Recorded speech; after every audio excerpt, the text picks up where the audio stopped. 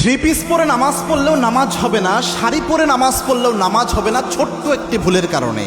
এই মাসালাটা মহিলাদের জানা উচিত এবং আরেকজনকে জানিয়ে দেওয়া উচিত, কেননা একজন নারীর জন্য নামাজের মতো গুরুত্বপূর্ণ আর কোনো ইবাদত হয় না। জান্নাতে যাওয়ার প্রথম শর্ত নারীর জন্য এই নামাজ।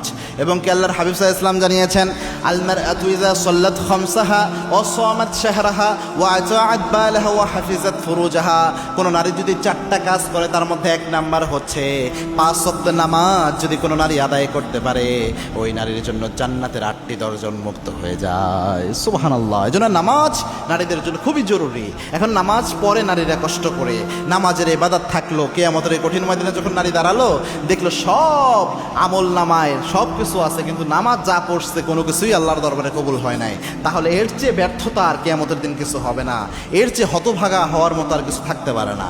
কোন সমস্যাটা দেখেন, নামাজ যখন পড়ে থ্রি পিস পরে যখন নামাজ পড়ে, থ্রি পিস এমনি লম্বা, বাট আল্লাহু আকবার বলে যখন নারী হাত উঠায়, যে মহিলারা থ্রি পিসের আপনার হাতা যদি এই যে আপনার কবজির এই জায়গাটা এখান থেকে যদি এদিকে চলে আসে, আবার আপনি যখন সেজদায় গেলেন হাতাটা এখান থেকে নিচের দিকে চলে আসলো, এই যে অংশটুকু বের হলো, এটা কিন্তু আপনার ঢেকে রাখা জরুরি নামাজের সময়। শুধু আপনার মুখমণ্ডল খোলা থাকবে আর পায়ের নিচের অংশ, পায়ের পাতার ওই জায়গাটুকু খোলা থাকবে, আর পুরো শরীরটা কভার হইতে হবে অনেক মারাত্মকভাবে। হাতের এই কবজি পর্যন্ত আপনি অবশ্যই ঢেকে রাখতে হবে, বাকি অংশটুকু খোলা থাকতে পারে, কিন্তু বাকি পুরোটাই আপনার ঢেকে ফেলতে হবে। এখন যারা থ্রি পিস পরেন, যারা শাড়ি পরে নামাজ পড়েন, আপনার কেমনে ঠিক থাকে আপনি আমারে বুঝান।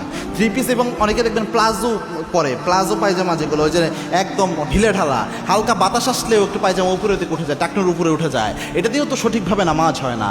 এই জন্য উচিত হচ্ছে নামাজের আলাদা একটা কাপড় রাখা, একদম দেখবেন মাথা থেকে পা পর্যন্ত কভার করে এরকম কিছু কাপড় এখন বের হয়েছে, এরকম হেজাব বের হয়েছে, এরকম হেজাব পরে নামাজের একটা রাখেন, এটা পরে আপনি নামাজ পড়েন। এখন আপনার যদি শাড়ি থাকে, থ্রি পিস থাকে, অথবা লম্বা কোনো টি শার্টও থাকে, তাও সমস্যা হবে না যদি উপরে আপনি হিজাবটা পরতে পারেন ইনশাআল্লাহ।